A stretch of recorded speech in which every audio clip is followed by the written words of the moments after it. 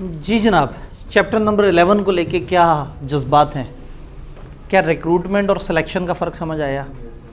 क्या वो पूरा प्रोसेस समझ आया? एक्सटर्नल इंटरनल रिक्रूटमेंट का फ़र्क समझ आया?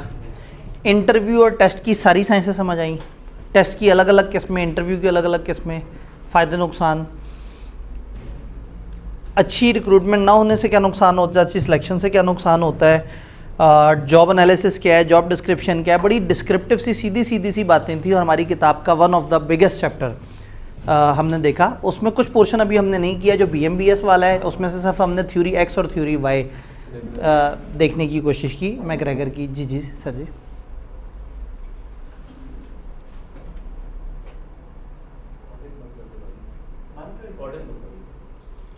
इंतज़ार भी कर लेंगे अगर जाते जाते नहीं किताब मिल जाए तो। हमारे किताब आ गई है तो फिर वेट कर लेते हैं, सॉफ्ट में ये लोग पढ़ लेंगे। लेकिन हम खर्चे से बहुत बालातर होकर सोच रहे हैं, हम बहुत ज़्यादा खर्चे कर जी। तो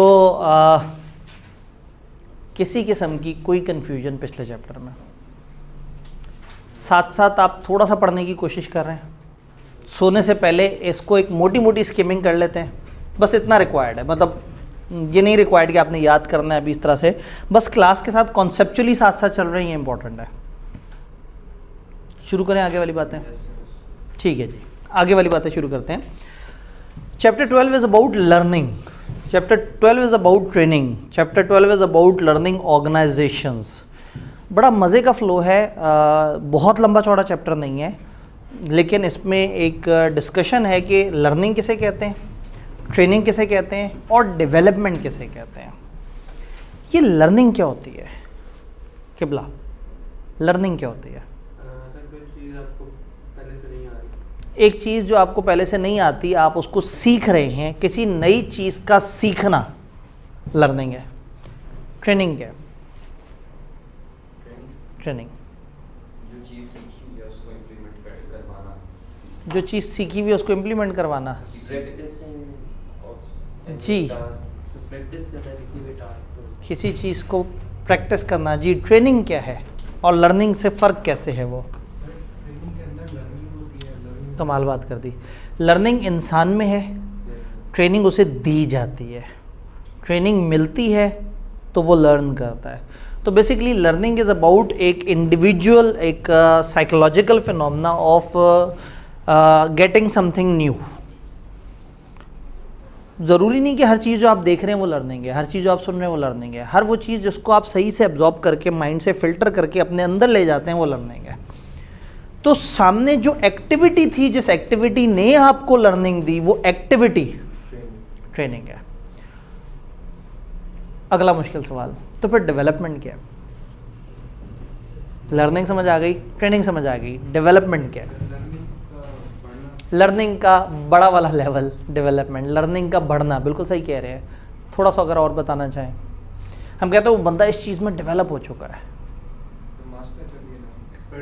ठीक है, इसका मतलब है कि लर्निंग आपको मिली, ट्रेनिंग आपको दी गई, लर्निंग आपको मिली, उस लर्निंग की बेस पे आप पक्के होते चले गए और आपने अपने अंदर एक नई स्किल पैदा कर ली, नई स्किल डेवलप कर ली, आपके अंदर एक नया हुनर आ गया, तो आपकी डेवलपमेंट हो गई। तो लर्निंग इज़ कुछ सीखना, ट्रेनिंग इज़ कुछ सिखाना, और development is on the basis of that सीखी हुई चीज़ अपने अंदर के इंसान को ग्रो कर लेना, कैपिटलाइज कर लेना उस नॉलेज को अपने आप को। जैसे हम कहते हैं ना, ये खर्चा बिल्डिंग में कैपिटलाइज कर दो, ये तो कैपिटल नेचर का है। तो वो लर्निंग जो आपकी ज़ात का हिस्सा बन गई वो डेवलपमेंट है। तो डेवलपमेंट एक बड़ी प्रीमियम चीज़ है। तो normally organisation training and development बोलते हैं, और ट्रेनिंग एंड डेवलपमेंट में जो दे रहे होते हैं वो लर्निंग होती है, और लर्निंग आहिस्ता आहिस्ता आगे बढ़ रही होती है। तो अब किताब क्या करती है? पहले डिस्कस करती है कि लर्निंग किसे कहते हैं, फिर वो बताते हैं कि लर्निंग किस तरीके से आती है, फिर वो डिस्कस करते हैं ट्रेनिंग क्या है, फिर ट्रेनिंग किस किस तरह से आती है, फिर वो डिस्कस करते हैं डेवलपमेंट क्या है। थोड़ा सा तेज़ी से पढ़ रहे होंगे, बातें बहुत ही कॉमन सेंस वाली है, बड़ी मज़ेदार सी हैं। एक आध जगह डेफिनेशन होगी, तो इस लेवल पे ICAP इज़ नॉट इंटरेस्टेड कि वो डेफिनेशन आपसे पूछेगा लर्निंग को डिफ़ाइन करके बताओ। लर्निंग का प्रोसेस क्या है, लर्निंग कैसे होती है? लर्निंग दो तरीके से नॉर्मली होती है। एक बंदा एक काम को बार बार करता रहे, हर दफ़ा उसमें कुछ नया सीखता है और हर अगली दफ़ा पहले से बेहतर परफॉर्म करता है। और दूसरा ये है कि वो अपने एक्सपीरियंस से ना सीख रहा हो, उसको बाहर से कोई ट्रेनिंग एंड डेवलपमेंट एक्टिविटी दी जाए। तो एक मशहूर प्रोसेस जो कि कॉस्ट में आप पढ़ते हैं, लर्निंग कर्व। किसी चीज़ को लर्न करने का तरीका ये है कि आप एक टास्क को as many time as possible करें। आपने शायद कुछ वीडियोस देखी हो कि एक बंदा ऐसे रोटी बना रहा है, वो ऐसे रोटी को घुमा रहा है और वो गोल घूम के दोबारा वापस उसके पास आ रही है, या एक वेटर ऐसे करके प्लेट को यूं छाल रहा है और वो मेज़ नंबर 3 के ऊपर जाके लैंड कर रही है। उसने ये एक्टिविटी 2500 दफ़ा की है, उसका हाथ सेट हो गया। आप एक सवाल को करते हैं, दूसरी दफ़ा करते हैं, तीसरी दफ़ा करते हैं, चौथी दफ़ा करते हैं, आहिस्ता आहिस्ता आप उस सवाल को अच्छी तरह से अब्जॉर्ब कर चुके होते हैं। तो लर्निंग कर्वेज, जब आप एक एक्टिविटी को रिपीटेड टाइम करते हैं तो आप आंखें बंद करके भी वो एक्टिविटी कर सकते हैं। कभी कभी एक एक्टिविटी इतनी दफ़ा रिपीट होती है कि वो आपकी आदत बन जाती है। आपके सोते में भी हाथ उस तरह से चल रहे होते हैं कि हाँ जी मैंने मशीन को इधर रखना है, मशीन को इधर रखना है। स्पेशलाइजेशन इज़ अबाउट कि एक बंदा एक ही चीज़ को बार बार रिपीट करे। टीचर पहले दिन अगर QM का एक सवाल करा रहा है तो बड़े लॉजिक से, बड़ा दिल से करा रहा है, दूसरे दिन करा रहा है, तीसरे दिन करा रहा है, 5वें बैच में करा रहा है, 8वें बैच में करा रहा है। अब FSC के टीचर वो 100 दफ़ा पढ़ा के बैठे होते थे। वो सवाल शुरू करते कहते थे हाँ भाई पेज नंबर 72 का दूसरा सवाल निकालो। बच्चे कहते यार टीचर बड़ा जिन है इसको। वो टीचर ने वो एक सेशन में 6 बैचेस को कवर कराना है, एंड पे रिवीजन उसने अलग करानी है, एंड पे तैयारी उसने अलग करवानी है। तो उसने कोई 5 साल में 100 दफ़ा वो पढ़ाया है। तो लर्निंग ऐसे भी आती है कि आप एक चीज़ को बार बार इतनी दफ़ा रिपीट करते हैं, इतनी दफ़ा रिपीट करते हैं कि वो ऑटोमेटिकली आपकी ज़ात का हिस्सा बन जाती है। आप सोचे बगैर वो कर रहे होते हैं। तो one method of learning is कि complete a task many time and learn from experience. By repetition of task आप बेटर और फास्टर करते जा रहे होते हैं। इस लर्निंग के प्रोसेस को लर्निंग कर्व या एक्सपीरियंस कर्व कहते हैं। और हर अगली दफ़ा आप पहले से थोड़ा सा कम टाइम में कर रहे होंगे, ख़ास टाइम तक। अगर पहली दफ़ा आपने काम 1 घंटे में किया है, अगली दफ़ा आप 50 मिनट में करेंगे। पहली दफ़ा फाइनल अकाउंट का सवाल किया 1.5 घंटे में, अगली दफ़ा किया 1.25 घंटे में, अगली दफ़ा किया 1 घंटे 5 मिनट में। करते करते जब आपने 10वीं दफ़ा वो सवाल किया तो वो सवाल होना शुरू हो गया 40 मिनट में। एक ख़ास हद तक ही आप उसको नीचे लेके आ सकते हैं, उससे नीचे नहीं ले जा सकते। तो लर्निंग कर्व वाली बात समझ आई। दूसरा तरीका क्या है, आप ट्रेनिंग एंड डेवलपमेंट की चीज़ों से सीखते हैं। अब ट्रेनिंग क्या है और डेवलपमेंट क्या है? ट्रेनिंग इज़ द प्रोसेस जो आपको दिया जाता है, डेवलपमेंट इज़ अ प्रोसेस जो आपके अंदर चल रहा है, जो आपके अंदर आप बाहर की चीज़ से सीख रहे हैं। Training is a process in when individuals are taught something specific. Training एक ऐसी चीज़ है जिसमें कोई स्पेसिफिक चीज़ दूसरों को सिखाई जाती है। To teach individual some theories, theoretical और प्रैक्टिकल नॉलेज, या to give individual a new insight into aspect of their work. अपने रिलेटेड कुछ वो करें। ट्रेनिंग इज़ मैं आपको पढ़ा रहा हूँ, डेवलपमेंट इज़ आपके अंदर BM का एक बंदा, SPM का एक बंदा जाग गया जिसको स्ट्रेटेजिक परफॉर्मेंस मेजरमेंट की चीज़ें समझ आना शुरू हो गई, जिसने चीज़ों को बिजनेस पर्सपेक्टिव से देखना शुरू कर दिया। आपकी डेवलपमेंट हो गई है। मैंने जो आपको दिया वो ट्रेनिंग था, और जो आपके साथ हुआ वो डेवलपमेंट है। Development is a process of learning through experience and doing work. Development is not a learning curve effect. ये लर्निंग कर्व नहीं है चीज़ें बार बार रिपीट करके। Individual learn as they develop by doing different things and gaining new experiences. आप एक चीज़ वो करते हैं, वही बात है कि क्लास में 15 दफ़ा मैंने आपसे कहा आप सोचें, आपने आहिस्ता आहिस्ता सोचना शुरू कर दिया, और अब आप किसी चाय वाले के पास भी बैठे हुए सोच रहे होते हैं कि यार ये बिज़नेस कैसे करता होगा, इसकी रिक्रूटमेंट एक्सटर्नल करनी होती होगी, कि ऐड कहाँ देता होगा। जब ये अंदर इस तरह की चीज़ जागना शुरू हो गई तो इसका मतलब आप में डेवलपमेंट होनी शुरू हो गई। वो स्किल आपके अंदर रास्त होती जा रही है, वो आपके अंदर एंटर होती जा रही है वो स्किल, और आप डेवलप होते जा रहे हैं। तो ट्रेनिंग एक प्रोसेस है जो लोगों को दिया जाता है, और डेवलपमेंट एक प्रोसेस है जो उनके अपने अंदर डेवलप होना शुरू हो जाता है। तो development is learning new skill, training is trying to give new skill. हर ट्रेनिंग का रिजल्ट हमेशा डेवलपमेंट नहीं होगा। ट्रेनर तो कोशिश कर रहा होगा, अगर ट्रेनी कोशिश नहीं कर रहा तो बेकार हो जाएगी लर्निंग। तो क्या एक ओवरऑल लर्निंग की बात समझ आई? तो किताब लर्निंग को समझाएगी, ट्रेनिंग को समझाएगी, डेवलपमेंट को समझाएगी। हनी एंड मम्फर्ट जो है वो आते हैं, थ्योरिस्ट हैं, वो कहते हैं जी हम आपको बताते हैं लर्निंग कितनी तरह से आती है। चीज़ को लर्न करने के कई तरीके हैं। फॉर एग्जांपल, आपने यहाँ से शेखुपुरा जाना है, कैसे जाएंगे? आपको नहीं पता शेखुपुरा कैसे जाना है, आप कैसे लर्न करेंगे? किसी दूसरे से पूछ लूँगा कि शेखुपुरा जाना है कैसे जाऊँ, आप कैसे सीखेंगे? कुछ ना कुछ तो आइडिया होता है, किसी जो बसेस हैं स्टैंड, वहाँ से कहीं कॉन्टैक्ट करूँगा। स्टैंड से पूछ लेंगे कि जी शेखुपुरा जाने का क्या तरीका है, किस तरह से। अगर कोई बस वाला ले जाए तो बहुत अच्छी बात है, किसी और की बस में चले जाएं तो बेस्ट है। अगर अपनी सवारी पे जा रहे हैं तो थोड़ा सा पूछेंगे, देखेंगे। और ये भाई का मुझे बड़ा अच्छा जुमला लगा, इन्होंने कहा कि जाएंगे, देखेंगे, करेंगे, कुछ ना कुछ तो कर लेंगे। ये जुमला उससे फ़र्क था। उन्होंने कहा मैं पूछूंगा, इन्होंने कहा मैं करूँगा, कोशिश करूँगा। आप क्या करेंगे? Google maps. Google map. I was expecting this कि मैं गूगल मैप से देख लूँगा, वहाँ पे भी आ रहा होगा। आपने किसी से पूछा, या आपने जाके रास्ते पे टक्कर मारी, बोर्ड्स देखते देखते पहुँच गए, या आपने गूगल मैप से वो कर लिया। अब अगली दफ़ा आप शेखुपुरा कैसे जाएंगे? जैसे लास्ट टाइम गया था। क्या आप उसमें कोई इम्प्रूवमेंट लाने की कोशिश करेंगे? अब आप कुछ छोटे छोटे से तजर्बे करेंगे कि एक दफ़ा तो समझ आ गया, लेकिन अगर वो वाला रूट लेके देखूं तो क्या होता है। अच्छा, उस स्टॉप के बजाय अगर उस वाली जगह, अच्छा अगर अपनी गाड़ी के बजाय बस पे जाएं तो क्या होगा? तो इन भाई की बारी नहीं आई। लर्निंग के 4 स्टाइल हैं और आप 4 लोगों ने बता दिए। इन्होंने रिफ्लेक्टर बताया, इन्होंने एक्टिविस्ट बताया, इन्होंने थ्योरिस्ट बताया, आपने प्रैग्मेटिस्ट बताया। रिफ्लेक्टर कौन है? जो रिफ्लेक्ट करता है, दूसरों के तजर्बे से सीखता है।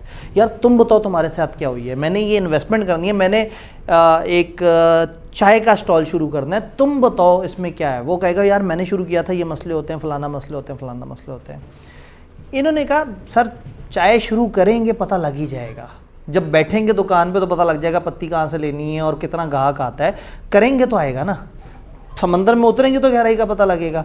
इन्होंने कहा सर मैं पहले रिसर्च करूँगा उसके बारे में, मैं समझूंगा। अब ये गूगल जो मैप है ये एक तरह की रिसर्च है, एक ऑनलाइन किताब है जिसमें से आप सीख रहे हैं। तो शायद ये भाई जो है वो गूगल पे सर्च करेंगे कि चाय कैसे वो होनी चाहिए, चाय का स्टॉल कैसे, लाहौर में कौन सी जगह पे हमें वो लगाना चाहिए, किस तरह से है।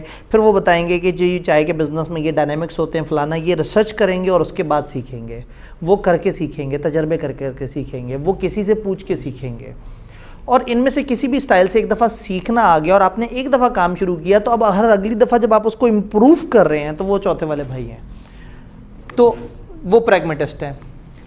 4 लर्निंग स्टाइल हनी और मेम्फर्ड ने बताया। Reflector, learn by observing and thinking what he has seen, दूसरों को देखना है, ऑब्जर्व करना है, उसके साथ क्या बनी, उसके साथ क्या बनी, उसके साथ क्या बनी। Like to stand back and look at a problem from different perspective before concluding, आगे बढ़ने से पहले ही साइड पे होकर रिफ्लेक्ट कर रहा है कि अच्छा उसके साथ क्या हो रहा है, उधर क्या हो रहा है, उसको देख लूँ, उसको देख लूँ। Prefer to avoid jumping into task में जंप करने से पहले ये कहेंगे नहीं, मतलब जब इतनी दुनिया ने तजर्बा किया है तो मैं क्यों तजर्बा करूँ, मैं किसी से पूछ ना लूँ। भाई इतनी दुनिया शेखुपुरा गई है, कोई ना कोई तो बता देगा, बजाय इसके कि मैं सड़कों को नापते नापते शेखुपुरा पहुँच जाऊँ। एक स्टाइल है। Enjoy watching other people and listening to their ideas before they act. Reflector समझ आया। एक्टिविस्ट क्या करता है? ये वाले भाई, learn by doing and acting, like to be involve in new experience, they enjoy action, they will often act first और फिर उसके बाद देखेंगे क्या होगा। इन्होंने कहा मैं पहुंच जाऊंगा और फिर देखूंगा, जो होगा सड़क पे हैं तो देखी जाएगी। Activist like to get their hands dirty first, वो कहते हैं यार पहले एक दफ़ा काम में उतरेंगे, हाथ गंदे होंगे, फिर समझ आएगा कि काम कैसे होना है। पढ़ के नहीं समझ आएगा, पूछ के नहीं समझ आएगा, करके समझ आएगा। इंटरेस्टिंग बात यह है कि जब मैं आपसे सवाल पूछ रहा था तो मेरा जहन कहीं ना कहीं मुझे बता रहा था कि आप 4 में से एक चीज़ जो मिस करेंगे वो एक्टिविस्ट होगा। मैं लग रहा था कि गूगल मैप भी जवाब आ जाएगा, किसी दूसरे से पूछ लूँगा भी आ जाएगा, हर दफ़ा नया तजर्बा करूँगा ये भी आ जाएगा, लेकिन शायद ये नहीं आएगा कि मैं ट्राई करूँगा। चूँकि अब आहिस्ता आहिस्ता टेक्नोलॉजी के टूल्स और इन सारी चीज़ों ने ना हमें एक्टिविस्ट नहीं रहने दिया, हम फंस गए हैं, हम मशवरों पे चल रहे हैं। एक रेस्टोरेंट अच्छा है या नहीं है खा के नहीं देखेंगे, इंटरनेट पे रिव्यूज़ देखेंगे, और रिव्यू देने वालों ने भी, उन्हें भी पता होगा रिव्यू देंगे, वो भी 200 पेड रिव्यू डाल के बैठे हुए होंगे पैसे दे के, और जनाब 5-5 स्टार लगाए हुए होंगे। तो यस, लर्निंग का एक बड़ा खूबसूरत हसीन मेथड हुआ करता था कभी, एक्टिविस्ट। उतर जाएंगे, कोशिश करेंगे। जो बंदा जब उतर जाता है, जब बंदा ग्राउंड पे आ जाता है, उसने कहता है करना है, तो फिर वो पता नहीं क्या क्या कुछ सीखना शुरू कर देता है जो किताबों में नहीं लिखा हुआ, जो मशवरा देने वालों ने नहीं बताना। तो दैट इज़ एक्टिविस्ट। यानी सबसे बेहतर यही होगा, क्योंकि वो सारा कुछ अपनी खुद ही कर रहा है, तो वो अपने प्रोसेस में इनोवेशन भी खुद ही लेगा। अब अगेन ये तो हम आगे देखेंगे कि इन सब के फ़ायदे नुकसान क्या हैं। और हम थोड़ी देखेंगे, तो आप बताएंगे कि इनके फ़ायदे नुकसान क्या हैं। जिन्होंने एक्टिविस्ट बोला वो उसके फ़ायदे तो बताएंगे, लेकिन नुकसान बताएंगे वो, नुकसान बताएंगे ये कहेंगे कि जब गूगल मैप मौजूद है तो क्या ज़रूरत है कि मैं 2 घंटे बर्बाद करूँ। तो ये हर किसी के अपने अपने, अब मज़ा आएगा, ये तो ये खेलेंगे ना अभी, यही तो हमारा मतलब, ये तो फ़न है। मैं आपको बताया कि मैं पूरे दिन में अगर कोई क्लास एंजॉय करता हूँ ना तो वो BM होता है। इस वक्त उसका लेटेस्ट नाम SPM है। कैफ में BMBS पेपर होता था, वो जब से मरा हुआ है ना, जब से ख़त्म हुआ है, मुझे ना अपनी रूह खाली खाली सी लग रही है ना। क्लास में जाते हैं बोर से ऑर्डर्ड लॉ पढ़ू के जो किताब में लिखा है, ये ज़िंदगी है, ये अंदर से निकलता है, तो ये तो मज़ेदार काम है। Theorist learn with fact concepts and models, they think in detach and analytical way rather than emotional way. पढ़ते हैं, समझते हैं, ज़्यादा इमोशनल नहीं होते। किताब, research, theory, article, this individual like to understand the theory that supports the practice. ये पढ़ना चाहता है, ये पहले देखेगा, सीखेगा, फिर आगे जाएगा। प्रैग्मेटिस्ट कौन है? Find abstract theories and concepts of no use unless they can see their relevance to practical situation. जो थ्योरी शूरी नहीं है, मैं हर दफ़ा तजर्बे कर करके सीखूंगा, हर दफ़ा नए एक्सपीरियंसेस करूंगा, उससे सीखूंगा। Likes to see how theory is put into practice in real world, they are practical and down to earth. ये प्रैक्टिकल हैं, ये थ्योरी भी देखते हैं, ये लोगों की सुनते भी हैं, ये काम करते भी हैं, और ये हर दफ़ा उस काम को इम्प्रूव भी करना चाहते हैं। ये अपने ही एक्सपीरियंसेस से सीखते हैं, अपनी ही चीज़ों को वो लेके चलते हैं। तो प्रैग्मेटिस्ट कह लें कि उन तीनों का एक सॉर्ट ऑफ मिक्सचर है। A person who keeps on learning with different varieties, ये तजर्बे करता रहता है और कहीं ना कहीं एक अच्छे ऑप्टिमम सोल्यूशन तक पहुंच जाता है। रिफ्लेक्टर कब अच्छा लर्न करते हैं, कब अच्छा लर्न नहीं करते, और इनको अच्छी ट्रेनिंग किस तरह से दी जा सकती है। रिफ्लेक्टर कब अच्छा काम करेंगे? जब दूसरों को देखेंगे, जब उनको डेडलाइन नहीं दी जाएगी, उनके पास टाइम होगा मशवरे लेने का, सोचने का, समझने का। ये कब बुरा परफॉर्म करेंगे? जब इनको टाइम ना दिया जाए प्लान का, ये काम करो। अब वो रिफ्लेक्टर, वो तो पहले पूछेगा, उसने तो पूछना, उसके बाद काम करना है। वो एक्टिविस्ट तो है ही नहीं, वो फुस हो जाएगा वहाँ पे।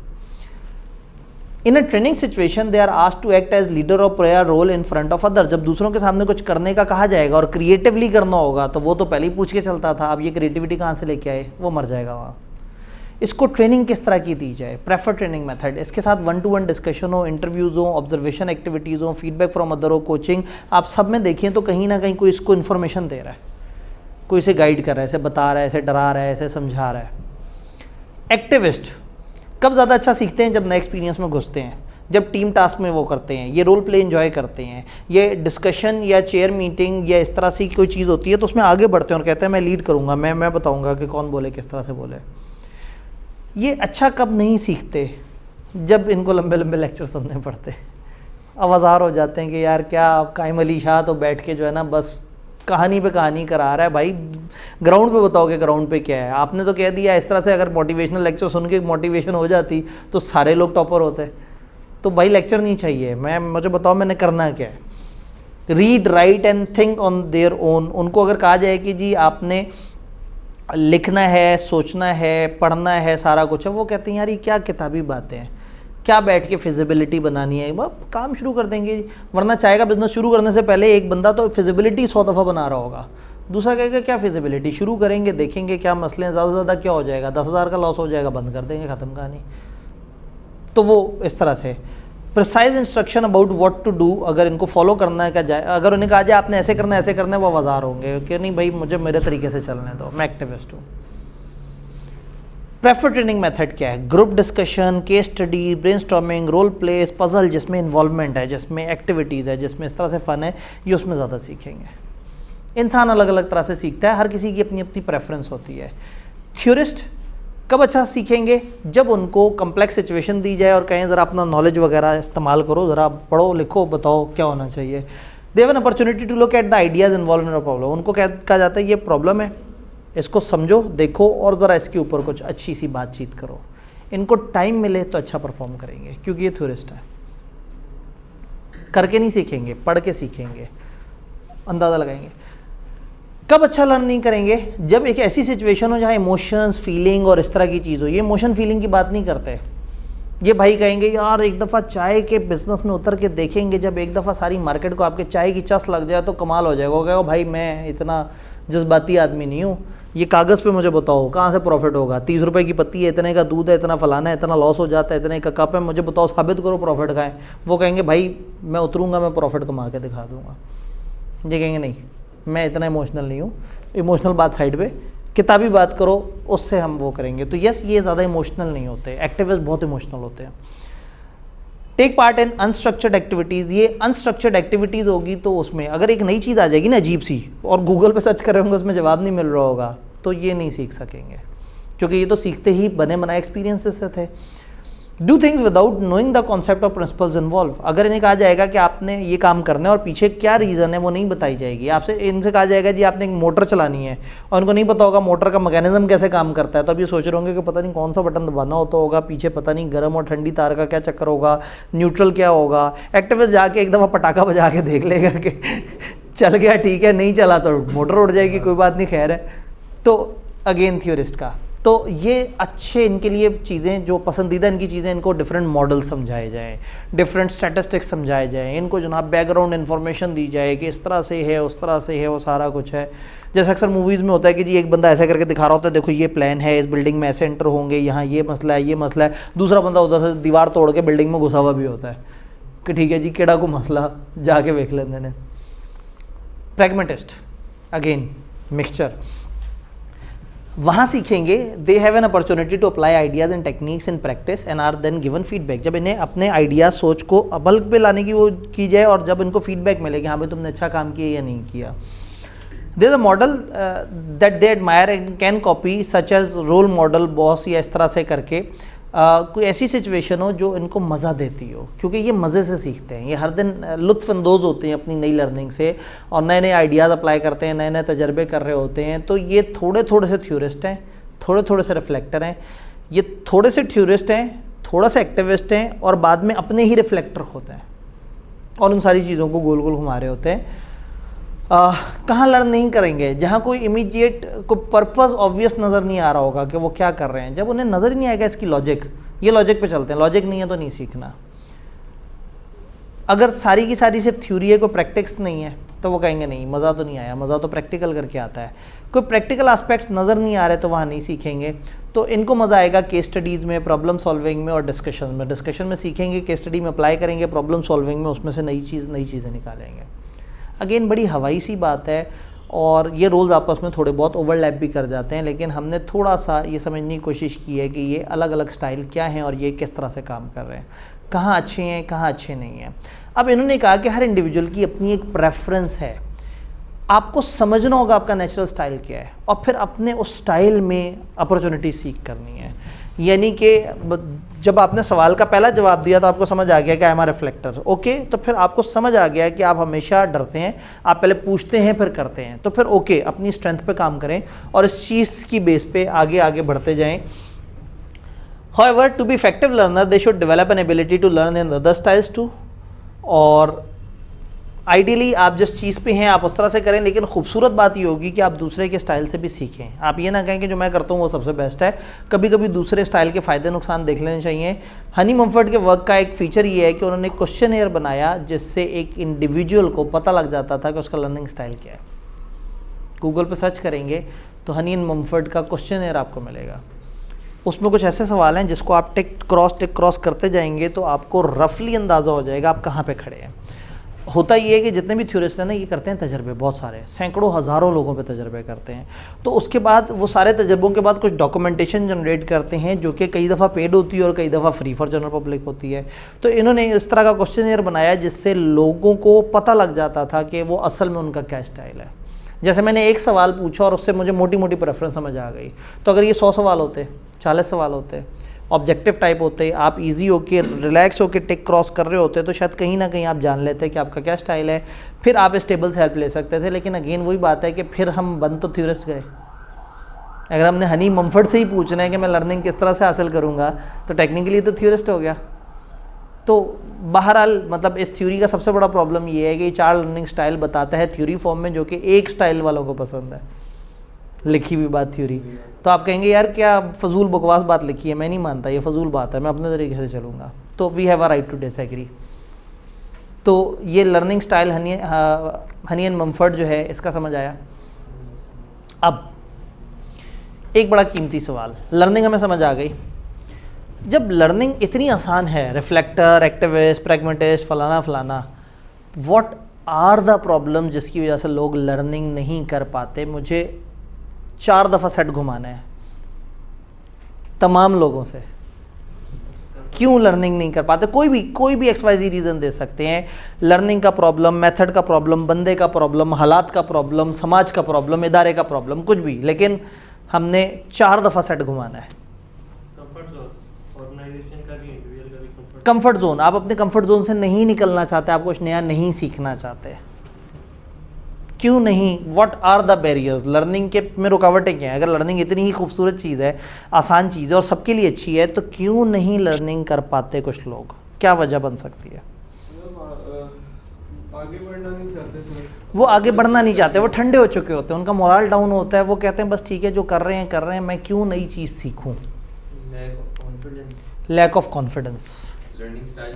लर्निंग स्टाइल उन्हें नहीं पसंद आता, उनके अंदर मोटिवेशन उस तरह से नहीं होती,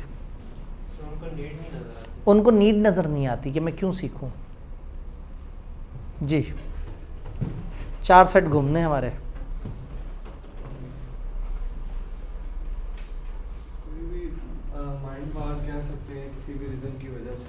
कोई भी माइंड ब्लॉक हुआ हुआ है, मतलब उन्होंने तय कर लिया हुआ है, कोई इदारा आके कह रहे हैं हम आपको कंप्यूटर सिखाएंगे, आजकल कंप्यूटर बड़ा ज़बरदस्त, और आप कह रहे हैं लोग नए नए लोग आए हैं, एवं कंप्यूटर बात कर रहे हैं, मैं अच्छा वाला अपने पुराने दौर पे सेट हुआ हूँ, ठीक है सुन लेता हूँ, समझूंगा ही नहीं, आप ब्लॉक लगा देते हैं दिमाग में। कई दफ़ा एक्टिविस्ट होते हैं, वो दूसरों से सीखना ही नहीं चाहते। उस प्रोसेस की बेसिक्स होती हैं तो वो कहता है मैं दोबारा उस प्रोसेस की बेसिक्स होती हैं तो ठीक है, कई दफ़ा इन्फॉर्मेशन जो दी जा रही होती है वो उसे इतनी हकीर और हल्की लग रही होती है, वो कहता है मैं क्यों सीखूं? उसे प्रोसेस ही नहीं समझ आ रहा होता, उसके अपने कुछ प्रॉब्लम्स होते हैं, उसका माइंड उसको एक्सेप्ट नहीं कर रहा होता।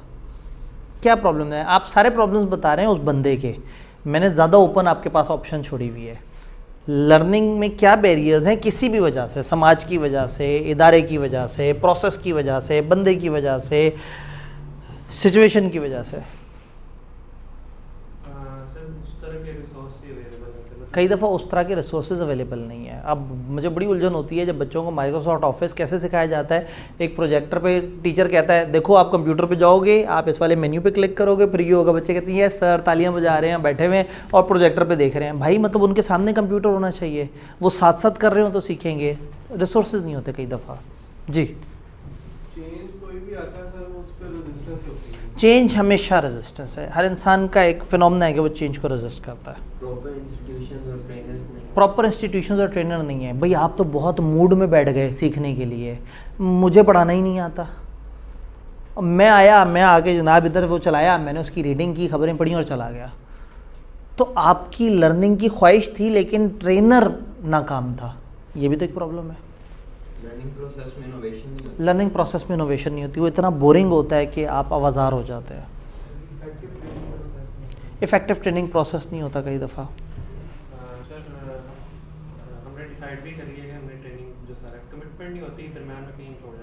कमिटमेंट नहीं होती, लोग ट्रेनिंग लेना नहीं चाहते, बीच में बैकआउट कर जाते हैं, कंसिस्टेंट नहीं होते।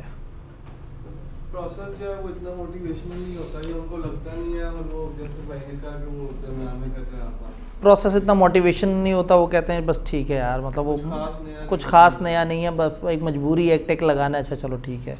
वर्कलोड ऑलरेडी जो है वो बहुत ज़्यादा है, वर्कलोड इतना ज़्यादा है कि वो बेचारा इस वक्त नई चीज़ सीखे या अपने काम करे, वो बेचारा ट्रेनिंग में बैठा हुआ होगा, उसको मैसेज आ रहे होंगे बॉस के कि भाई वो ईमेल नहीं की, और वो गरीब बीच बीच में उठ के जाएगा। जैसे मतलब मुझे बड़ा दुख होता था CA फाइनल की क्लास में, पहली बात ये है कि एक तो बच्चा जिस वक्त प्योर फिजिकल क्लासेस भी होती थी, एक तो अगर 6 बजे क्लास है तो बच्चा 6:30 पौने 7 बजे के करीब पहुंच पाता था, फिर जब आता था तो चेहरे पे 12 बजे हुए होते थे, बीच बीच में फ़ोन पे उठ के जा रहा होता था, वो घर वालों का फ़ोन नहीं होता था, मैनेजर का फ़ोन होता था, तुम चले गए हो, ये वाला मामला, ये वाला मामला, तो साफ नज़र आ रहा होता था कि मैं जो मर्ज़ी पढ़ा रहा हूँ उस बंदे को टक्कर मार के वापस मुझे आगे बज रहा है।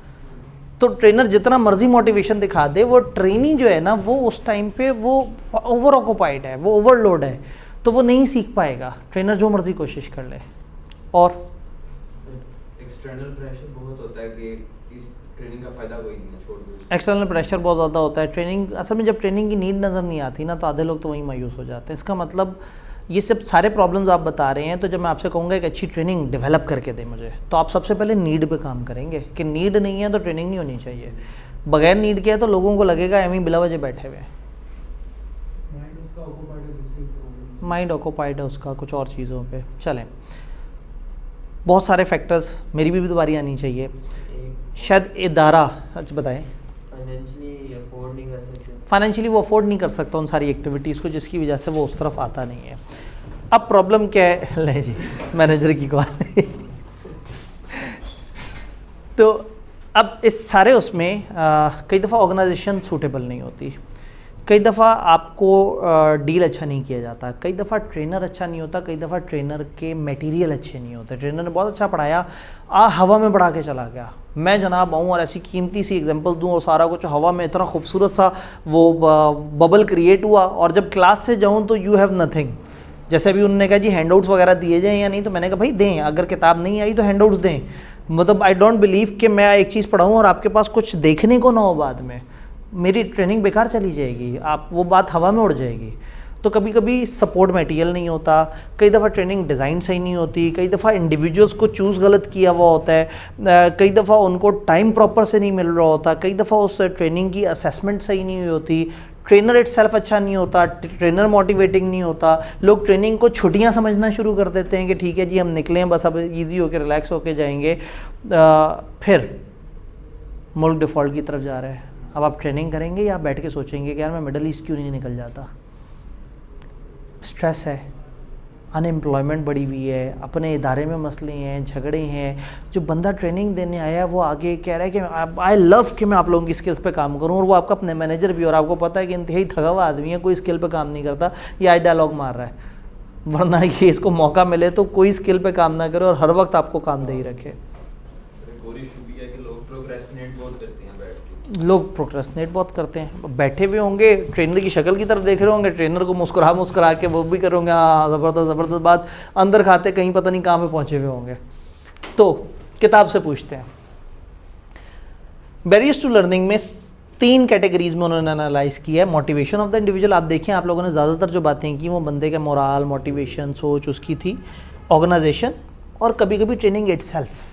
ये 3 कैटेगरीज बनाई और बड़ी अच्छी मुझे ये कैटेगरीज लगती हैं कि ये 3 डायमेंशंस में उन्होंने क्लासीफाई किया है। मोटिवेशन इंडिविजुअल, हैवी वर्कलोड है नहीं सीख सकेगा, लो मोरल है नहीं सीख सकेगा, इंटरेस्ट उसका नहीं है नया सीखने में, सपोर्ट और इनकरेजमेंट नहीं है बॉस की तरफ से, बचपन से ही वो नालायक स्टूडेंट रहा है, अंडर अचीवमेंट था, हर कोई उसे कहता है यार तुझे तो कुछ नहीं समझ आता, तू तो बेकार आदमी है, फैमिली कमिटमेंट्स हैं, टाइम ही नहीं है, आप पहले काम से फारिग हो फिर रात में ट्रेनिंग्स अटेंड करो, आपको याद आ रहा है कि फैमिली वालों को मैंने आखिरी दफ़ा पता नहीं कब देखा था, मसलों मसाइल। ऑर्गेनाइजेशन कई दफ़ा ऑर्गेनाइजेशन नहीं चाहती कि लोगों को ईजी करे सीखने के लिए, उनसे काम भी करवा रहे हैं और साथ साथ कह रहे हैं सीखो, इसी में तो मज़ा आता है। अब वो बेचारा काम करेगा तो क्या सीखेगा।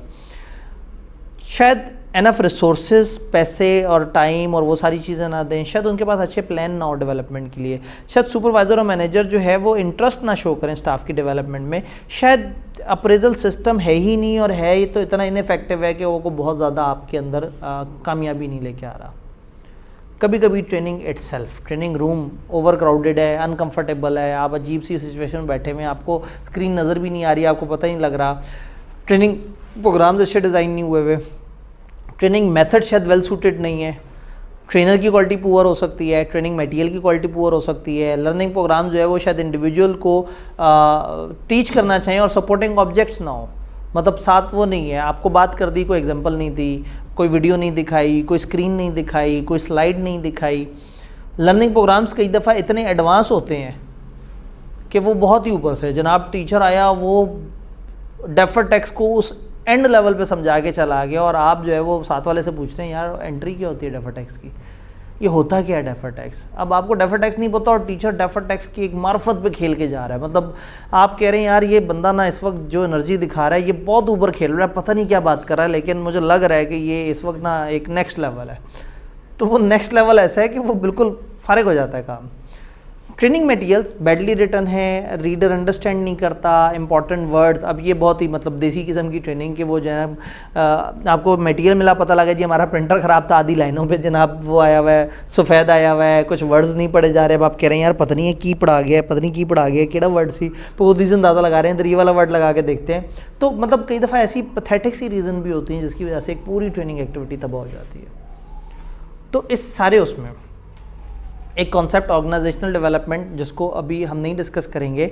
अगर मैं आप लोगों को एक केस स्टडी दूँ, आप 5 लोगों ने और आप सैकड़ों लोगों ने जो कि अपने अपने घर अलग से बैठे हुए हैं, आप लोगों ने इकट्ठे होके और एक ट्रेनिंग डिज़ाइन करके देनी है। मेरे दायरे में कुछ लोगों को एक्सेल पे काम करना नहीं आता,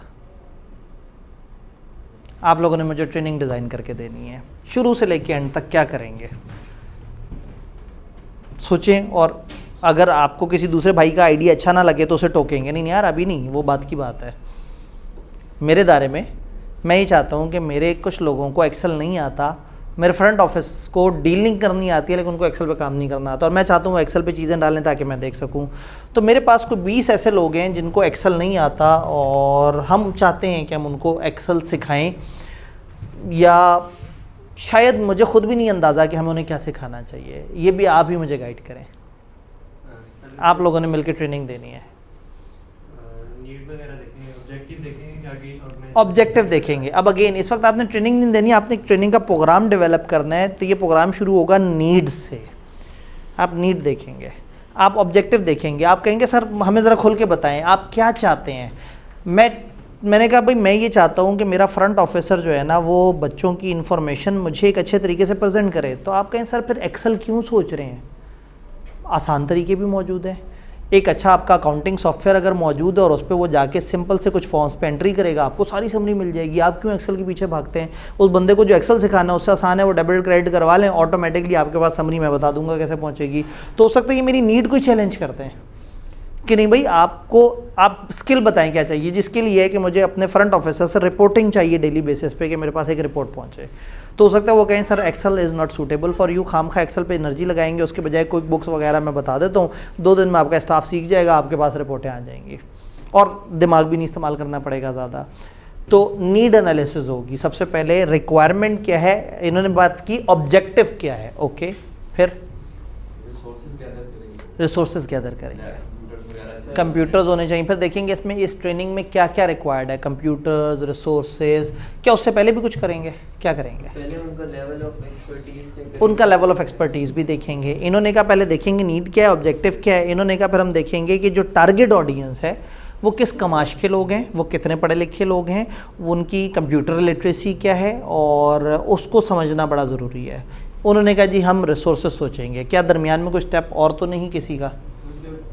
ये एनालिसिस कर रहे होंगे, साथ ही साथ आपको ये भी देखना पड़ेगा कि जो नीड है, जो ऑब्जेक्टिव है, उसको अचीव करने के लिए किस लेवल का मैथ चाहिए, ठीक है, मटेरियल का, मतलब कि एक्सेल पे आपको बस नॉर्मल ही चीज़ें आनी चाहिए या फॉर्मूलेशन एग्जैक्टली। अब आपको लेवल ऑफ कॉम्पिटेंस डिफाइन करना है कि what is the need, what are the staff, और उस स्टाफ को कितना बताना है और उस बताने के लिए हमें कितना करना होगा। अपने ऑब्जेक्टिव को अचीव करने के लिए कितना किस लेवल की उसमें ऑब्जेक्टिव को अचीव करने के लिए किस तरह से करना है, और इस सब के बाद वो भाई वाला स्टेप आ जाएगा, रिसोर्सेज इकट्ठे करेंगे। और कुछ रिसोर्स, कोई ऐसा एक्सपर्ट हायर करेंगे जो किसी इंस्टीट्यूशन से लिंक्ड हो, वो फिर उनको सर्टिफिकेट इशू करेंगे। कोई ऐसा एक्सपर्ट हायर करेंगे जो किसी रिकग्नाइज इंस्टीट्यूट से लिंक हो। रिकग्नाइज एक्सपर्ट हो तो क्या ही बात है। कभी कभी इन हाउस बंदा भी चल जाता है, लेकिन फ़िलहाल आप लोग ट्रेनिंग डिज़ाइन करके दे रहे हैं, आपकी मर्ज़ी है। आपने एक एक्सटर्नल एक एक्सपर्ट जो कि बहुत सारे पैसे ले रहा होगा लेकिन स्पेशलिस्ट होगा, उसे आता होगा काम, वो आए इन्हें बताए और उसके बाद अपने एक रिकग्नाइज इदारे के इनको सर्टिफिकेट भी दे। उससे इनको अच्छा लगेगा कि वो सिर्फ हमारी नौकरी में काम नहीं आएगा, कल को कहीं पे भी जाएंगे तो सीवी के साथ लगा के कहेंगे जी हमने पाकिस्तान इंस्टीट्यूट ऑफ मैनेजमेंट या फलाना इदारा या फलाना इदारे से ये वाली सर्टिफिकेशन ली है। उनका कॉन्फिडेंस और मोराल अप होगा। आप उनके लिए एक अच्छा ट्रेनर चूज़ करेंगे। और क्या करेंगे उस ट्रेनिंग प्रोग्राम में? आप HR डिपार्टमेंट में बैठे और आपने एक ट्रेनिंग प्रोग्राम डिज़ाइन करना है। उनकी विलिंगनेस चेंज के लिए चेक करके तो उन्हें उसके लिए प्रिपेयर करेंगे। लोगों को अब प्रिपेयर भी करना है। नीचे डिपार्टमेंट मैनेजर से कहेंगे भाई अब लोगों को बताना शुरू कर दो कि अब नई स्किल क्या है। अगर 2 महीने तक ये काम नहीं करोगे तो फारिग हो जाओगे। तो इधर लोग फ्रंट ऑफिस में बताया जाए कि यार वो अगर आपको नहीं पता ना कि क्या दिन में एडमिशन हुए हैं तो आप फारिग हो। फ्रंट ऑफिसर ने सिर्फ लोगों से मीठी मीठी बातें नहीं करनी, उसने बताना है कि आज के दिन के क्या एडमिशन हैं, किस तरह से हैं। तो मतलब आपको अब लोगों में चेंज एजेंट छोड़ने पड़ेंगे, मोटिवेटर्स छोड़ने पड़ेंगे। लोगों को आहिस्ता आहिस्ता ज़हनी तौर पे ट्रेनिंग के लिए कन्विंस करना होगा। कम से कम डिपार्टमेंट मैनेजर्स को बताना होगा कि कुछ अर्से बाद एक ट्रेनिंग आ रही है, ये नीड है, आपकी ये रिक्वायरमेंट पूरी होगी, आप अपने लोगों को साइकोलॉजिकली तैयार करना शुरू कर दें। और क्या होगा इस ट्रेनिंग प्रोग्राम में? सर एक्सपर्ट भी जो रिक्वायरमेंट के हिसाब से बहुत हाई लेवल के एक्सपर्ट भी हायर करने के। हाँ, अब रिक्वायरमेंट के हिसाब से उस तरह का एक्सपर्ट हायर करेंगे। तो हो सकता है रिक्वायरमेंट हल्की हो तो हमें एक्सपर्ट हल्का चाहिए, या एक ऐसा बंदा जो हर लेवल के ऑडियंस को पढ़ा सकता हो। फॉर एग्जांपल एक ट्रेनिंग होती है बड़ी मशहूर, finance for non finance professionals. वो लोग जिनको अकाउंटिंग का नहीं पता होता उनको अकाउंटिंग बतानी होती है। लोग बहुत हाई लेवल होते हैं लेकिन अकाउंटिंग उनकी ज़ीरो स्किल होती है। तो एक्सपर्ट आपको चाहिए, टैलेंटेड होता है लेकिन वो टैलेंटेड एक्सपर्ट ऊपर के लेवल पे नहीं, नीचे के लेवल पे आके बात करता है। सीनियर इतना हो, मतलब एक बच्चा सा जाके जो हम कह दें कि जी इसको इस बच्चे को इंट्रो पढ़ानी आती है, ये सीए इंटर वाला बच्चा है, और उसको हम जनाब इदारे के 50-50 साल के बाबों के सामने खड़ा कर दें, उनको बुरा लगेगा। उनको बंदा सीनियर चाहिए और ट्रेनिंग हल्की चाहिए। तो शायद एक ऐसा एक्सपर्ट जो कि मैच्योर हो बट वो एक लो लेवल पे आके पिच कर सके। और प्रोग्राम रीजनेबल टाइम टेन्योर का होना चाहिए। प्रोग्राम रीजनेबल टेन्योर का होना चाहिए। बजट इस प्रोग्राम का क्या होगा ये देखना है। सूटेबल टाइमिंग क्या होगी, ये सिटी में होगा, सिटी से बाहर होगा, अलग अलग शहरों के लोग इकट्ठे होंगे। अगर एक ही शहर के हैं, फॉर एग्जांपल मेरे एक ही कॉलेज के बंदे हैं, तो फिर सबसे आइडियल जगह ऐसा नहीं है कि आप मुगल आजम को बुक करवा दें और वहाँ ट्रेनिंग हो, हमारे ये कमरा पकड़ें और वहाँ पर ट्रेनिंग करा दें। ऑब्वियसली फिर बजट चीज़ें वो सारी चीज़ों को करें और उनकी असेसमेंट्स होनी चाहिए। उनकी असेसमेंट होनी चाहिए। कमाल बात कर दी कि ट्रेनिंग हो जाने के बाद भी तो देखना है ना कि उनको ट्रेनिंग सही मिली है या नहीं मिली, समझ भी आया या नहीं आया। और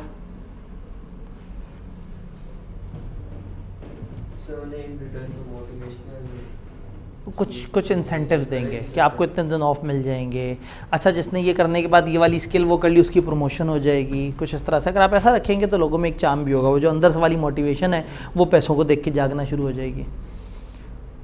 और फिर ट्रेनिंग भी तो कंडक्ट करानी है।